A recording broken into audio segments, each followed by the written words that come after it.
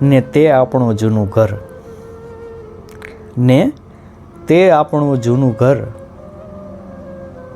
તે આપણો ઘરનો તૂટેલો કબાટ જે સતત આપણી ઈમાનદારી જોયા કરતું, તે આછા પીળા રંગની દિવાલો, તે આછા પીળા રંગની દિવાલો સતત આપણા જીવનમાં નવા રંગ ભર્યા કરતી, તે આપણું જૂનું ઘર. 6-7 ફૂટનું તે માનું રસોડું, 6-7 ફૂટનું તે માનું રસોડું, જેમાં જીવનના 5 સ્ટાર જમણ થતા.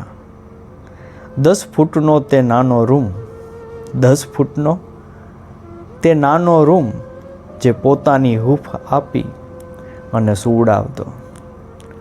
મમ્મીએ કરેલા સાથિયાથી જીવનના લાભ શુભ થતા. મમ્મીએ કરેલા સાથિયાથી જીવનના લાભ શુભ થતા. મંદિરમાં લાલ પીળા લેમ્પથી શોભતા ને ઘરની દિવાલોએ અનેક ભગવાનના ફોટા એ ઘરની રખવાળી કરતા. ઘરના મોભને ટેકો આપવો પડતો, ઘરના મોભને ટેકો આપવો પડતો, છતાં બાપ ખોટા કામને ટેકો ન આપી અડીખમ ઊભો રહેતો.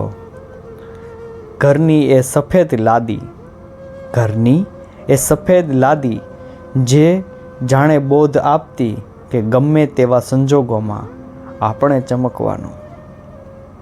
એ ગઢાબાની પેટી યાદ છે ને? એ ગઢાબાની પેટી યાદ છે ને? જેમાં કપડાં અને 5 સિક્કામાંથી એક આપી અને બાળપણનો આનંદનો ખજાનો લૂંટતા. નાના ફ્રીજમાં આઈસ્ક્રીમ બનાવવાની પદ્ધતિથી આઈસ્ક્રીમ બનાવતા. નાના ફ્રીજમાં આઈસ્ક્રીમ બનાવવાની પદ્ધતિથી આઈસ્ક્રીમ બનાવતા અને અંતે દૂધપાકની જેમ એ પી જતા.